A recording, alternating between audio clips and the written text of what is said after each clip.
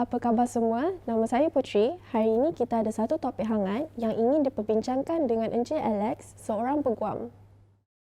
Apa khabar semua? Nama saya Alex Gan. Saya seorang peguam yang telah beramal selama 8 tahun. Hari ini kita ada satu topik iaitu berkenaan tentang masalah-masalah yang timbul sejak PKP dan PKBB diumumkan. Kita telah mengumpulkan beberapa soalan yang telah diambil daripada media sosial. Untuk soalan pertama, apakah impak terhadap kontrak yang telah ditandatangani sebelum PKP dan PKPB?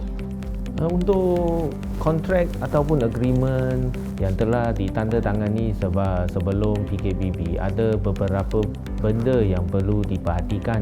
Nombor satu, adakah tarikh pelaksanaan terjatuh semasa tempoh PKP atau PKBB. Jadi kalau dia terjatuh pada PKP, kebanyakan perjanjian tidak dapat dilaksanakan, seperti perjanjian jual beli rumah. Jika tarikh untuk completion date terjatuh pada, misal kata pada bulan April semasa PKP penuh, maksudnya tidak dapat jalankan perjanjian jual beli tersebut. Apa yang perlu difaham di sini ialah mengikuti secara ketat undang-undang yang diperuntukkan ialah kita perlu menjalankan walaupun PKP sedang dijalan, masih berkuat kuasa, kerana kerajaan masih belum mengendalikan ataupun mengenalkan bil undang-undang untuk menangani situasi COVID ini. Sebenarnya mengikuti apa yang dibuat, trend yang dibuat oleh kerajaan lain seperti di Singapura, mereka telah ada bil ataupun undang-undang menangani pandemik COVID. Maksud dia, mereka telah mengenakan bil pandemik COVID-19 di mana agreement akan diberhentikan, masa pelaksanaan kontrak akan diberhentikan buat masa pandemik. Jadi sepatutnya kerajaan Malaysia juga membuat keputusan sebegini. Saya juga menerima info bahawa kerajaan Malaysia juga akan mengenalkan bil ini pada sidangan parlimen yang akan datang di bulan September.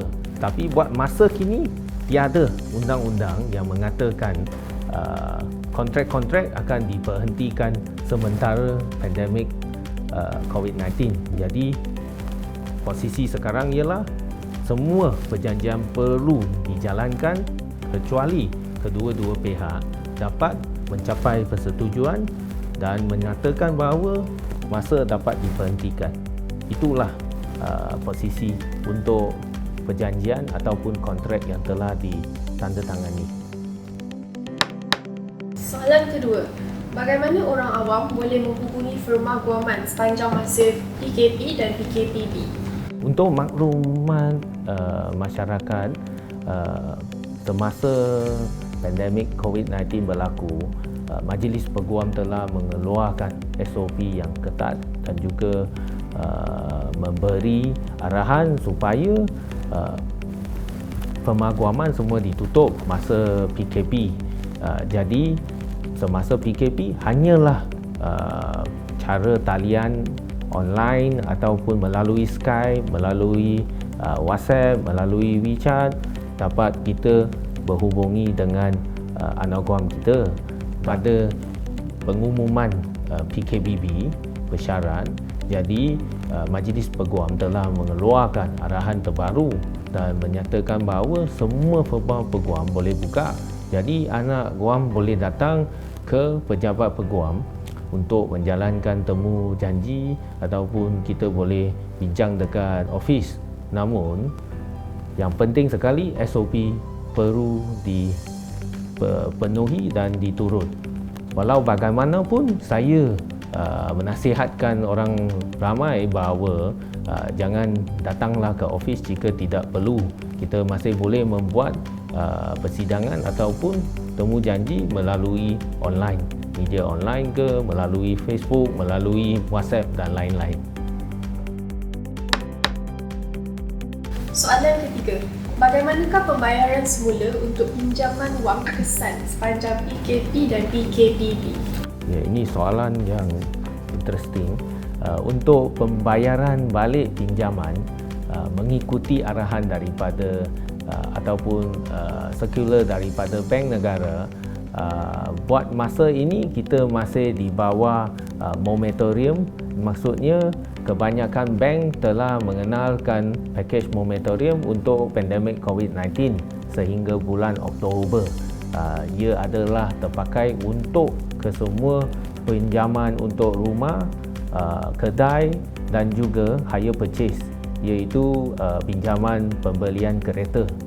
Namun untuk sebahagian pinjaman seperti pinjaman personal loan ataupun pinjaman daripada orang lain, kawan, friendly loan, dia tidak, moratorium tidak terpakai kepada pinjaman-pinjaman seperti berikut. Saya ingin menasihatkan orang ramai bahawa jangan ingat moratorium, sistem ataupun pakej moratorium adalah untuk semua pinjaman. Ia hanyalah untuk pinjaman yang dikenalkan oleh bank seperti pinjaman rumah dan juga pinjaman kereta, dan juga ia tertakluk kepada syarat-syarat yang diberikan oleh bank.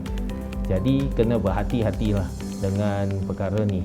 Yang pinjaman lain perlu juga kita membayar balik pada masa pandemik COVID-19. Ini sajalah perkongsian saya untuk episod ini. Kita jumpa lagi dalam episod yang akan datang bersama saya, Alex Gan. Sekian, terima kasih.